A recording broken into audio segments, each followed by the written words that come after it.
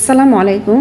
সকালের নাস্তা হিসেবে ডিম সিদ্ধ, ডিম পোচ বা ডিম ভাজি বেশ জনপ্রিয়। ভাতের সাথেও তরকারি হিসেবে খাওয়া হয় ডিম। সন্ধ্যায় বাহারি নাস্তার আয়োজনেও নানানভাবে যোগ হয় ডিম। প্রতিদিনের পুষ্টির চাহিদা মেটাতে ডিম দারুণ এক খাবার। বাজারে লাল আর সাদা দুই রঙের ডিম পাওয়া যায়। মুরগির ডিম ছাড়াও বাজারে পাওয়া যায় হাঁস এবং কোয়েল পাখির ডিম। এগুলোর মধ্যে কোনটি বেশি ভালো, পুষ্টিমানে একটি অন্যটির বিকল্প হবে কিনা, এটা নিয়ে অনেকেই দ্বিধায় থাকেন।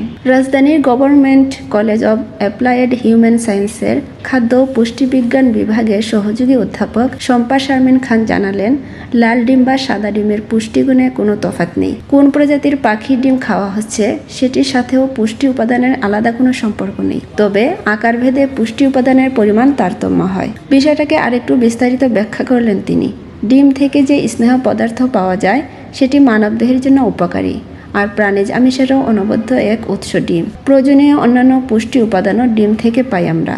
তবে যে প্রজাতির পাখির ডিমই গ্রহণ করা হোক না কেন, তা থেকে এই পুষ্টি উপাদানের সবকটিই পাওয়া যাবে। অবশ্য হাঁসের ডিম আকারে একটু বড় বলে তা থেকে পুষ্টি উপাদান পাওয়া যাবে একটু বেশি। তবে আপনি চাইলে হাঁস বা মুরগি বা পাখির ডিম যেটা ইচ্ছা খেতে পারেন। সবাই ভালো থাকবেন, সুস্থ থাকবেন। আসসালামু আলাইকুম।